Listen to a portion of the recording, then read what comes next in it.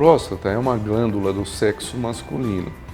Ela fica abaixo da bexiga, à frente do reto e envolvendo a uretra. A função dela é reprodutiva. Ela produz o líquido prostático, que faz parte do líquido seminal, e a sua função é nutrir os espermatozoides.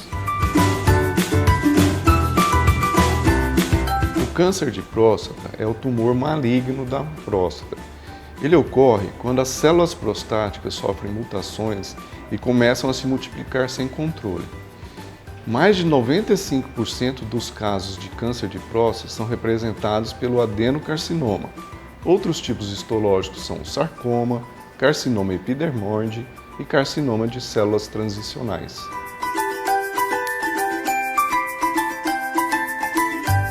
No Brasil, quando se exclui os tumores cutâneos, o câncer de próstata é a principal neoplasia entre os homens. Ela corresponde a aproximadamente 28% de todos os diagnósticos de câncer em nosso país.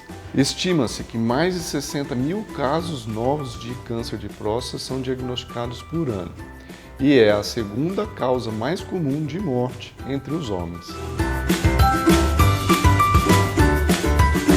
É importante entender que o câncer de próstata em fases iniciais são assintomáticos, ou seja, sem sintomas.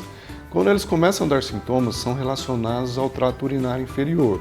Então o paciente começa a urinar mais durante o dia, começa a acordar à noite para urinar, tem dificuldade para urinar, dor para urinar, pode apresentar sangue na urina, pode ter incontinência urinária, sintomas relacionados à ejaculação, por exemplo, sangue no esperma, e em casos mais avançados, o sintoma pode ser dor óssea, principalmente na coluna, nas costelas e na bacia, cansaço por anemia, fraqueza e inchaço nas pernas e inchaço também na bolsa escrotal.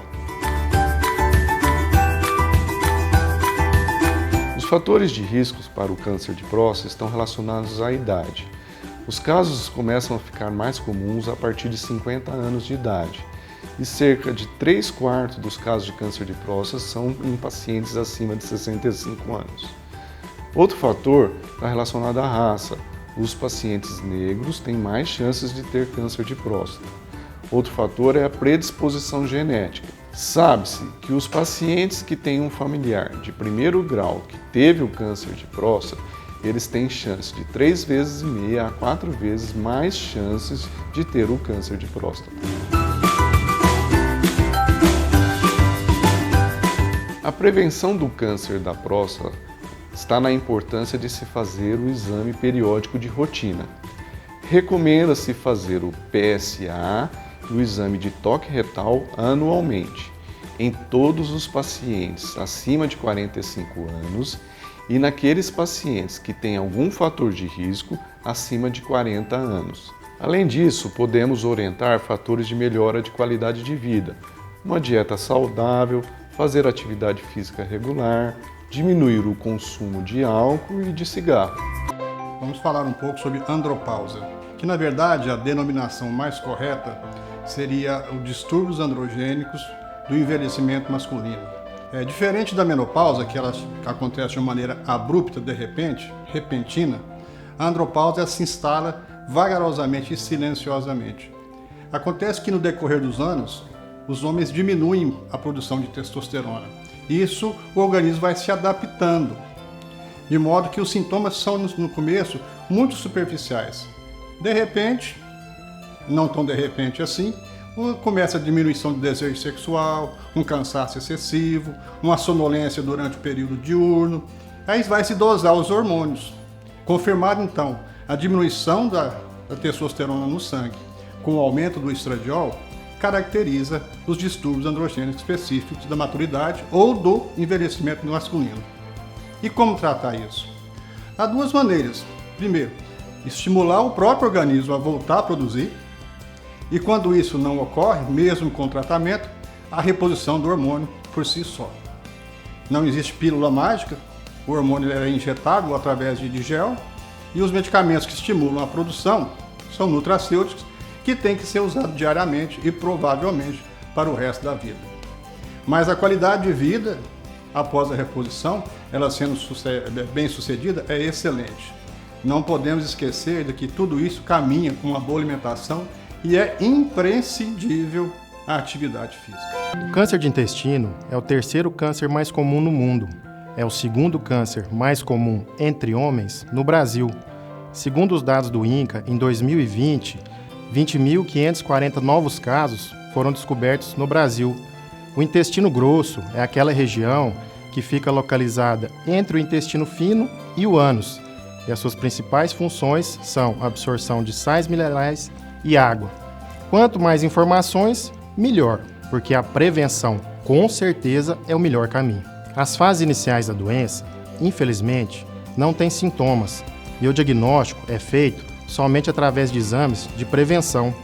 Com o evoluir da doença, sintomas podem aparecer, como sangramento nas fezes, alternância no hábito intestinal, quer dizer, ele oscila entre diarreia e prisão de ventre, perda de peso de forma inexplicada, você não está fazendo nenhuma dieta, não está fazendo atividade física, mas o peso está diminuindo. Anemia e dor na barriga também fazem parte dos sintomas. Na presença de algum desses sintomas que já dissemos, deve ser feito o exame de colonoscopia. Então a colonoscopia é o melhor exame para diagnosticar a doença. E ela é feita também de forma preventiva. Então aquelas pessoas que têm 50 anos ou mais devem fazer o exame de colonoscopia de forma preventiva, porque a partir dos 50 anos a incidência de pólipos e do câncer de intestino aumenta muito com a idade. Para o tratamento, a cirurgia é necessária na grande maioria dos pacientes, de preferência pelo método laparoscópico, que é um método minimamente invasivo. Apenas a cirurgia, nas fases iniciais, já é suficiente para curar a doença. A quimioterapia pode ser lançada à mão em alguns casos e a radioterapia exclusivamente em alguns casos selecionados do câncer de reto. A prevenção está associada a hábitos de vida e alimentares mais saudáveis. Alguns fatores aumentam o risco de ter o câncer de intestino. São eles: a alimentação rica em carnes vermelhas, alimentos industrializados, alimentos processados. Então, aquele churrasquinho do final de semana, infelizmente, por aumentar a quantidade de carne e pelo modo de preparo, por ter fuligem, por ter defumação, pelo carvão que é usado, também aumenta. A alimentação deve ser rica em fibras, folhas, frutas, verduras e legumes, pois a alimentação pobre em fibras também aumenta a chance. Algumas doenças intestinais inflamatórias, como a retocolite ulcerativa, a doença de Crohn, são fatores de risco. O fumo, o álcool, a prática regular de atividades físicas é importante, porque a obesidade também é um fator de risco. Então, vamos fugir do sedentarismo. Síndromes genéticas estão associados ao aumento da chance de ter o câncer coloretal. E história familiar positiva também aumenta a chance. Se você percebeu algum dos sintomas, você deve procurar o proctologista para te orientar, porque a palavra-chave é prevenção. A sua vida e a sua saúde são muito importantes.